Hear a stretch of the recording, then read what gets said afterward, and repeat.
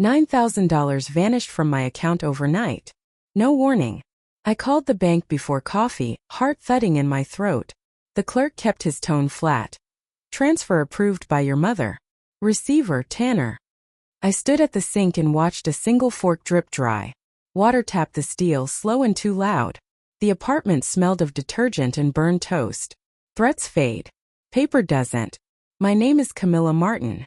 I'm 42. A bookkeeper in Phoenix. Widow. No children. I rent a small upstairs unit over a laundromat. On Saturdays the machines hum. On Sundays the bleach hangs in the hall. The only thing left from my father after he died 3 years ago was his Rolex. I still see the hospital light on his wrist. His skin gray. Fingers shaking. He slipped off the watch and pressed it into my palm. This is yours, Cam. Don't let anyone take it. My mother sat in the chair across the bed. She reached for the box to keep it safe. The box went into her closet. The watch did too. Presence isn't love. Presence is proof. I drove to Sun City with the bank printout in a plastic sleeve. 72 hours to a formal report. The garage door stood open. Gary's golf cart blocked half the driveway, same as always. Inside, the kitchen smelled like bleach and yesterday's coffee. A Walmart tablecloth stuck to the wood in places. Old rings stained the plastic. Bank slips hid under a salt shaker. My mother folded the same towel. Once. Twice. Then again. Anything so she wouldn't meet my eyes. Gary leaned back with his arms folded like he owned the air. I set the statement down in front of them. 9,000. Explain it. My mother looked past me. Not at me. Gary answered first. Tanner needed seed money for his launch. It's a loan. He'll repay. My jaw clenched. That was my money. Why without my consent? My mother lifted her chin a fraction. He's my son. I must help him. She slid the salt shaker onto my statement dead center. A tiny weight. A quiet insult. Copies smudge. Originals hold. I glanced at the brown leather jewelry box on the hutch. The box where she said the Rolex lived. I want my money back, I said. And I want the watch. Both are mine. I picked up the sleeve and turned for the door. Heat hit like a wall. The air hardly moved. 72 hours. The phone rang before I reached the end of the block. Unknown number. A man's voice, dry and steady. DeMarco's pawn in Glendale. We have a Rolex with the engraving to Cam. Love always. Dad. It was sold here yesterday. My grip locked on the wheel. Something inside me went hollow and cold. I drove straight to Glendale, the AC pushing warm air. The strip mall sat between a payday lender and a vape shop with cracked glass. Half the neon flickered. I left the truck door half open without thinking. Inside smelled like dust, detergent, and old coins. A long glass counter held cheap chains and scratched watches. Behind it stood a broad man with a shaved head and loading dock forearms. Camilla? He asked. I nodded. He studied my face. You've got your father's jaw. He reached under the counter and lifted a worn blue box. The leather edges were frayed. A faint perfume clung to it. Not mine. He snapped the latch. The Rolex lay on dark velvet. Black dial. Stainless steel. A small nick at 2 o'clock from a Flagstaff flooring job my father never finished smoothing. My hands shook. A kid brought it yesterday, the man said. Called himself Tanner. Said his dad left it to him. He couldn't even say submariner. That's when I checked the back. He slid a folder across the glass. Your father pawned it once. 16 years ago. $3,500. Paid in 29 days. Cash. No fuss. My father's name stared up at me in block letters. His signature ran clean and firm. Something loosened in my chest and then tightened again. The man pushed the blue box closer. It belongs to you. I lifted the watch with both hands. The engraving pressed cool into my skin. To Cam. Love always. Dad. The clasp clicked in my fingers. A second softer click came from the bracelet. Too faint for him. I heard it. Found something else, he said, lowering his voice. A hidden panel. He pressed a pin near the clasp. A thin slot opened. A yellowed strip slid free. He laid it on the glass with tweezers. I unfolded the scrap. My father's writing was sharp and slanted. Cam, if you're reading this, go to deposit box 313 Union First. Key behind the 5/8 socket. I read it twice. Threats fade. Paper doesn't. The man watched my face. You good? He asked. I will be, I said. As I turned to go, a lighter clicked twice outside the door. No flame. Just sound. I looked over my shoulder. No one stood there. The air smelled briefly of a cheap cologne. My stomach rolled once, then settled into something harder. I didn't go home. I drove to my father's old rental and parked in the alley. The backyard still had the crooked fence post. Dry weeds scratched my shoes. I slipped the padlock on the shed with a spare key. The metal door groaned like it remembered me. Inside smelled of oil and sawdust. His red Craftsman toolbox sat under a tarp. I pulled the tarp and lifted the lid. The ratchet lay on the left where it always had. Sockets nested in their slots like teeth. As a girl, I lined them up by size while Dad grilled burgers out back. He joked that order was a kind of love. 1/2 inch. 9/16. 5/8. I slid the 5/8 out. Wax paper crinkled behind the tray. A brass key lay wrapped and taped. The paper had gone the color of tea. I held the key in my palm. It was heavier than it looked. Dad used to keep it on his belt and told me, keep small things where hands can't. I slid the socket back, shut the box, and locked the shed. The key weighed down my pocket the whole drive downtown. Union First sat in an old brick building with green shutters and a cafe next door. Inside smelled like polish and old paper. Magazines leaned crooked on a low table. At the counter, a clerk with silver hair peered over her glasses. One sleeve had a missing button. Her polish was chipped on the ring finger. Box 313, I said. Russ Martin. I have the key. Her face softened in a way that made me swallow. I remember him, she said. He wore work boots like church shoes. She checked the ledger and led me to a small room. A steel box slid onto a table. She left me alone. The lock turned smooth. Inside lay a manila envelope, a black ledger, and a smaller envelope sealed with tape. My initials were written on the small one in my father's hand. M. I tore the seal with my thumb. Cam, if you're reading this, I'm gone. Inside are bearer bonds. Over 100,000. The ledger holds invoices for jobs unpaid. Use it if you need it. You don't owe anyone your future. Make it yours. Dad. The bonds were crisp and clean. The ledger spoke in his block letters. Addresses. Dates. Totals. Some lines had paid in blue ink. Others were circled red. At the top of one page, Reynolds and Bloom Construction Flooring, $18,500, not paid. My jaw tightened. Copies smudge. Originals hold. A shadow drifted across the frosted glass of the door and paused. My breath caught. The handle didn't move. The shadow slid away. I pressed my palms flat to the cool table and steadied my hands. 48 hours to decisions. I photographed every page before I closed the lid. I skipped work the next morning and drove across town with the ledger buckled into the passenger seat. The pages had burned in my mind all night. He wrote everything down because he knew someone might try to erase him. I needed help. A nurse at the clinic had once mentioned a small firm. Carla Martin. No relation.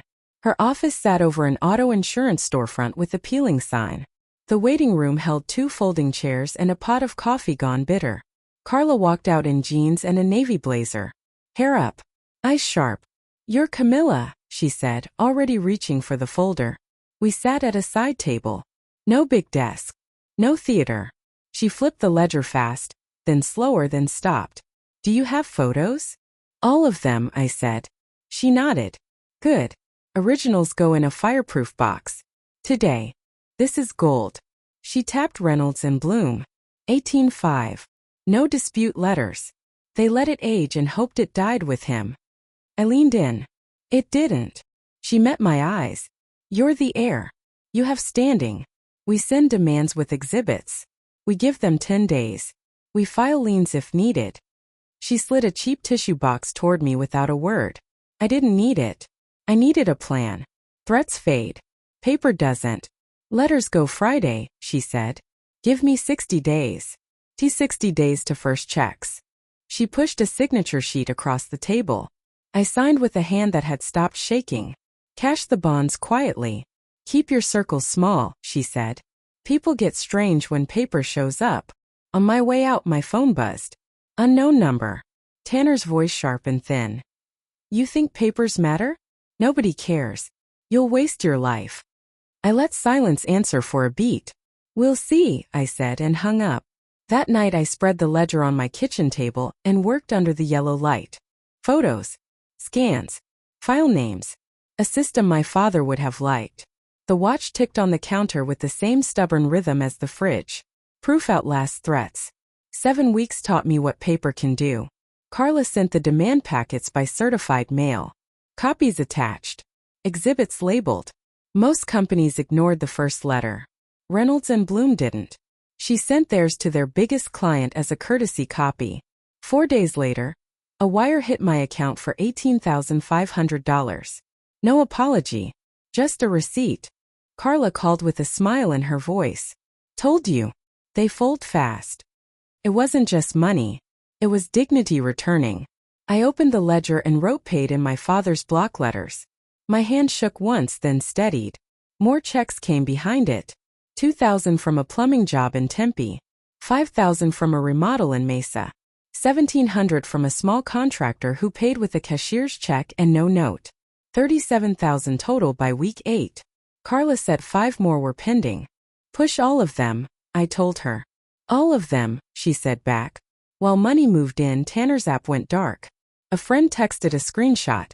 The site redirected to a parking page. His Instagram fell silent. Word spread that he burned cash on an office lease, a logo kit, and a promo video with stock clips and a rented accent. Chief Visionary Officer. No product. No runway. Collapse in silence. Gary called a week later. I let it ring twice and answered on the third. His tone tried for casual. Camilla, hey. Could you help with a short loan? Just to bridge. Family thing. I didn't raise my voice. No. I removed the number after we hung up. 10 minutes later an email arrived from my mother. Subject line, we need to talk. A long paragraph of blame. I ruined Tanner's chance. I divided the family. I should have handled things quietly. Like family. I replied with a single attachment. The police report, Tanner's name underlined once. No words. Send. Silence followed. Days passed the way days do when your hands are busy and your head is clear. I bought a small ranch house 4 blocks from where my father used to live. The seller said it needed vision. I said it needed a level in time. I moved in with Dad's toolbox. The 5/8 socket still showed tape residue on the back. I left it where it was. The Rolex stayed on the nightstand some nights and on my wrist others. Sometimes I open the clasp and reread the strip tucked into a plastic sleeve. You don't owe anyone your future. One evening the phone rang again. Tanner. You think you won? Family doesn't forget, he said. His voice cracked on the last word. I listened to the quiet after he finished. Neither do I said and ended the call. The house settled. The watch kept time. Noise fades. Proof stays. Sunday afternoon the phone rang while I was folding laundry. My mother's voice carried its usual mix of calm and guilt. Camilla, we should talk. The tone wasn't a request. It was a summons. I drove to Sun City, past streets lined with golf carts and beige stucco houses. The same driveway. The same cart half blocking the garage. Inside, the kitchen smelled of bleach and reheated coffee. The Walmart tablecloth was still stuck to the wood, rippled at the corners. My mother sat straight-backed, hands clasped tight around a folded towel. Gary leaned against the counter. Tanner lounged like he owned the air. Beside him sat a stranger in a cheap gray suit, shoes scuffed, a Bible on the counter at his elbow. Camilla, my mother said. This is Pastor Hill. He believes family should handle family matters without dragging strangers into it.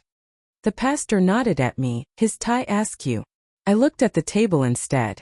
A folder lay open. On top was a badly formatted letter with crooked margins. Across the header, cease and desist. The company name appeared twice, spelled differently each time. Visionary Apps LLC. Vision without an I. My lips tightened. Tanner's hand slid the letter toward me. His smirk thin. This is legal, he said. You can't harass me anymore. Dad wanted me to have the watch. He wanted me to build something. You're holding us back. I didn't touch the paper. The Rolex ticked faintly on my wrist. Before I could answer, the front door opened. Carla stepped in, heels clicking on the tile. She carried a plain manila folder. Without a word, she set it on the table. Inside were copies. Tanner's pawn ticket, his digital transfers, his app bank logs. One by one she laid them out. Then she placed the Rolex on the plastic cloth, engraving facing up. Presence is proof, she said softly. Silence stretched. My mother folded the towel again. Once, twice, 3 times. Anything but meet my eyes. The pastor cleared his throat. Scripture teaches forgiveness. Don't you think it's time to lay this down? Carla leaned closer. Forgiveness doesn't erase theft. Proof doesn't fade. Signatures don't vanish because you prefer it. Gary muttered, eyes on the table. This is tearing us apart. I felt my own voice steady, colder than I expected. No. This shows where we already were. No one spoke after that. Carla gathered her folder, left the papers in neat rows on the plastic. We walked out together. The sun hit my face sharp and hot. That night I sat awake in my small ranch house. Near midnight, headlights flared across my blinds. Tires crackled on the gravel. Then silence. A knock at the door. Soft, uncertain. I opened slowly. No one stood there. Just an envelope on the mat. Inside was a blank check. No name. No signature. No note. Just a gesture. I left it sealed. Empty. Cold. The Rolex ticked on my wrist, steady as a metronome. 14 days to closure. 2 weeks later, Carla called on a Tuesday morning. Her voice calm, professional. Reynolds and Bloom wired the full balance. Case closed. I logged into my account. Another $18,500 had landed. I opened the ledger on my desk. The page already carried my father's block letters. This time my hand didn't tremble.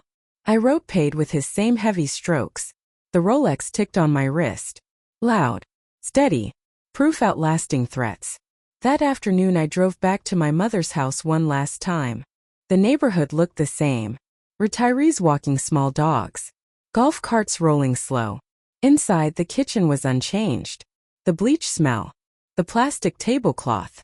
The salt shaker covering slips of paper. Gary sat stiff, eyes on the TV though it was off. Tanner scrolled on his phone, jaw tight. My mother stood near the sink with her arms crossed. I placed 2 things on the table. First, the Rolex face-up ticking. Second, a copy of the police report. My father's name on one page. Tanner's on another. Sharp black ink. This is the record, I said. No one moved. Gary shifted in his chair. Tanner kept his head down, screen glowing against his face. My mother's lips trembled. Camilla, she whispered. Can't we just be family again? I felt my throat tighten, but I didn't waver. I am family, I said. That's why I keep what's mine. She didn't answer. She folded her hands the way she folded towels, neat but useless. The silence was thick enough to taste. I stood. I didn't raise my voice. I didn't beg. I didn't explain. The Rolex ticked on the table. A sound as steady as breath. My father's last proof. My dignity returned. Threats fade. Paper stays. The watch keeps time. I keep mine. I walked out into the desert heat, the sky wide and cloudless. The sound of the door closing behind me was the cleanest note I had heard in years. Subscribe if you want to hear more stories. Leave a comment and hit like, it really helps the channel grow.